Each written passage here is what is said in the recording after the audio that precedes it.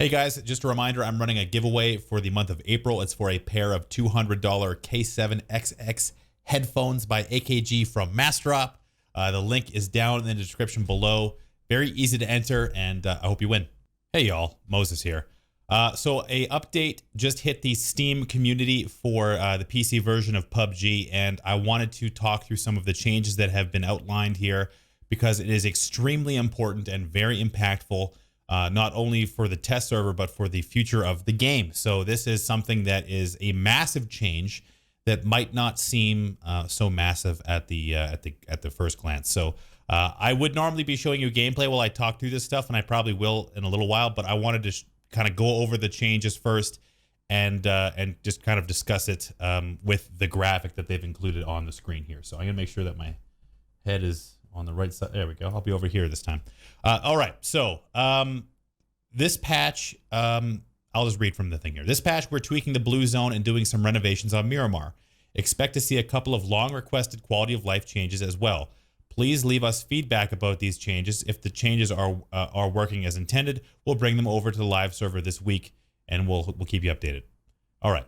So the first change is the adjustment of the safe zone and blue zone functionality. Also, in-game clothing spawns have been removed. That is a basic quality of life change that has been suggested by me and many others for a long period of time. So in-game clothing spawns are gone. Let's just let that sink in for a moment. All right, so now on to the very important change. So this is the blue zone delay, speed, and damage changes. Now the delay is the time between the first zone appearing, as well as the subsequent spacing in between the circle shifting, and then the speed in which it shifts refers to the blue zone speed, and then obviously the damage is referring to the amount of damage you take while in the zone. So there have been hefty, and I mean hefty, changes across the board for nearly all of the zones. So the first circles have been drastically increased in speed as far as the delay is concerned. So on Miramar specifically, the blue zone will have appeared before you exit the plane. So you'll know where the circle will be on Miramar beforehand. I think this will help localize players to specific areas before they actually get out of the plane. And that'll kind of prevent, the huge amounts of missing players through the mid game. Regardless, we'll talk about that later. So for now, the initial spacing was 120 seconds plus a 300-second delay. So there was an inactivity time of 120 seconds. That time is now 90 seconds, and plus that additional 300. So the first zone is roughly the same amount of time, except the inactivity time was reduced. So there will be less dead time between the first circle beginning its shift. The second zone has had more than 50% of its time shaved off, going from 200 seconds down to 90 seconds.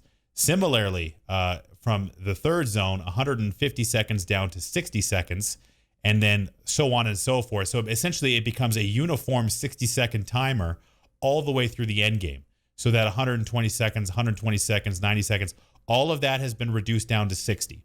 So the pace of the game has been significantly increased, which will mean centering strategies will become the primary focus of the game, and the edge strategy will become much less attractive just due to the fact that you'll be constantly getting pressured by the zone, and playing on the edge is just not going to work. So not to mention the 3-minute timer at the end of the game, if there was a stalemate, has had a full 100 seconds chopped off, going from 180 seconds down to 80 seconds, plus the 15-second timer before the actual shrink occurs.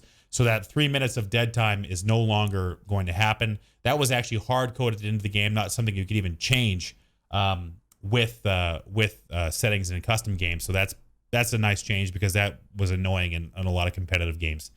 All right, so talking about the speed.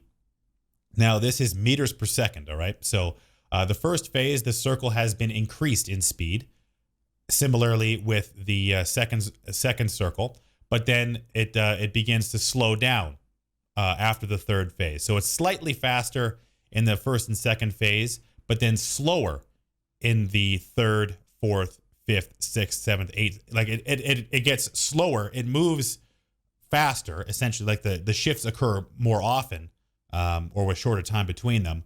But the speed in which the zone moves has been reduced, which will mean that you'll be able to fight on the move in the end game, which is something that has not been possible up until recently because the speed has been relatively uniform, and not to mention paired with the end game damage could very easily kill you. So it is drastically reduced in speed, especially in the ladder circles where the damage has also been increased. The 7th and 8th circles will do more damage. It's the same damage all the way through until the end game, where the 7th and 8th circles do significantly higher damage than they had in the past. So much so that the second to last circle does as much damage as the final zone did before, with the final zone being almost instant death if you're still trying to dodge the circle at that point. So it's a completely different game now. And when I say completely different, I mean the way that the game will play out, the pace of the game is going to be completely different. The game as we know it, at least, and this is not trying to be dramatic or anything like that, is done. The game as we have played it for the last year is over. This is something that is much closer, not the same, but much closer to the circle settings used in competitive play, which is a very important change to bring the most of the player base closer towards what is played in the competitive in competitive games. So it's not the same. It's very slightly different, and I mean some pros will probably be annoyed by that, but regardless, it's a huge change. So I'm very excited to see how this plays. It's going to be a very big shock to a lot of players. I can imagine there will be a lot of vitriol about how this will play, especially if you're a passive player, because passive play is not going to work with with these settings. Anyway, so the blue zone delay time has been reduced. We all talked about that. Maximum movement speed of the blue zone has been reduced. Talked about that as well. And then the damage inflicted. Talked about that. So except for the first blue zone, the probability of creating an extreme safe zone, one far away from the center of the previous circle, has been reduced by 30%. So the drastic shifts to the edges of the zone, like if you're on one side of the current play zone, and that hard shift to the other side or somewhere else, an extreme to the extremities has been reduced by 30%. So it'll be more likely to center, meaning less RNG with the circle, which is good and bad. I think that a reduction of 30% is probably fine. I think that the initial play zone will dictate very heavily how players will behave for the rest of the game. And then the final blue zone will narrow down to the center instead of narrowing down to a random spot, and the total waiting time has been reduced. So again, roughly 100 seconds shaved off there. So it will have more of a chance to center, which means that RNG dice roll of the end game shifting to your opponent will likely be reduced unless your opponent happens to be in the center and you're on the edge, in which case, oh well. As the end of the match approaches, the safe zone will increasingly favor areas with land over areas with water. So this is something that I thought was a trend in the past, but now it's put into writing, where regardless of what's happening, that the circle will tend to shift away from water. And that's something that'll just you have to keep in mind. And that's a good thing, because having water circles is annoying for everybody, pro or regular play. On Erangel specifically, the first safe zone will now be revealed 30 seconds earlier. And on Miramar specifically, the first play zone will be seen while flying in the airplane. They're not sure if they're going to keep that change. However, they want feedback. And as well, in-game clothing spawns have been removed from all maps.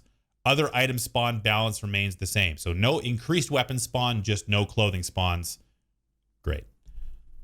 If I never see brown work boots again, oh my God, it'll be too soon. So improvements to Miramar as well. Improvements were made mainly on the northern part of, or northeast and northwest of Miramar to make it a more appealing area. So you can see, I'll enhance a little bit here, enhance. So around these areas to the north of Pozo, the northwest of Pozo, the straight north of the map, there's apparently a lake now with some looting areas. I don't think this is included. I don't think they actually have a new rendered map to show us what they've done. So they've like MS painted this in here. Maybe Photoshop, I don't know. And around the military base as well. So this has really fleshed out the northern portion of the map, where there was just huge areas of dead space, especially around here. This was essentially no man's land up this way.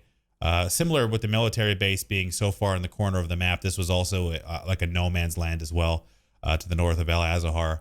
The rest of the map, I can think everyone can agree that south of San Martin is where most of the action takes place in Miramar most of the time anyway. So to have this fleshed out in the top of the map is going to be a nice change as well. So there's the Oasis, I guess is the lake. And then there's more off-road, roads, off-road paths, etc., car spawn locations to facilitate easier travel in and out of the area. Higher tier loot is now more likely to spawn in specific areas of the north of Miramar. Maybe the military base. It's already had decent loot in the past, but there should probably be decent buildings up here as well. Again, this will help spread player bases away from places like Pecado and San Martin, which is where, I mean, between Leonis, Pecado, and San Martin, I think 85 to, I would say 90% of the players drop in that area unless you're going to Nuevo. Essentially, this triangle, square, trapezoid area is where most of the players drop in Miramar. And with the circle centering changes, I wouldn't expect that to change too much, but we'll see. At least they're making an effort. There's some UI changes in here as well, specifically around inviting other players, kicking people from your teams, etc. Bug fixes. Footsteps should now always make sound when walking on tarp and carpet. Fixed an issue caused by some objects to become invisible at particular distances. That was an annoying bug, like rocks and barrels and whatnot. Indoor plants should no longer block bullets. Good. I don't see window bars in here anywhere yet. Fixed and removed some weirdly placed road signs, plants, and stairs. Okay. Fixed an issue that broke the killer spectating function whenever the killer died too quickly after taking out the spectating player. And fixed an issue that sometimes caused players to take no damage when exiting a moving vehicle. So that little trick where launching yourself into a building at full speed is probably not going to work anymore. So that's it for the changes. That is as much as I think I want to talk about it, since I went pretty in depth and we're already at 12 minutes. I don't want to talk your face off. I think this will be more. I think this type of video will be better served when I actually get my hands on the test build and can run it through myself and kind of talk about the changes while playing in the game as well. But for now, at a conceptual level, these are massive changes. The blue zone specifically, we've talked about the mid-game issues, especially on Miramar, for a long time, and this has the potential to clean them up specifically. This has the potential to clean them up drastically. So that's going to be a situation where the mid games on both Erangel and Miramar will become forced into activity. There will have to be activity with the centering strategy, with the speed and damage of the blue zone, and then not to mention the actual navigation possibilities in the end game when having to move and fight will be increased because you don't have the circle at your back killing you when you have, a much smaller play area. So that's all I wanted to talk about today. These changes are huge. I'm interested to hear your feedback. Again, it's hard to talk about it without actually playing on it, but for those of you who have had thoughts of this nature in the past, I want to hear your feedback. Want to know your comments, so leave a comment down below. Don't forget about the giveaway I talked about at the beginning of the video as well. And like the video if you liked it, or if you want to see more like this in the future. And don't forget to check me out on Twitch, twitch.tv/wtfmoses. When these changes go live, you better believe I'll be playing it. So until next time, I'll see you out there.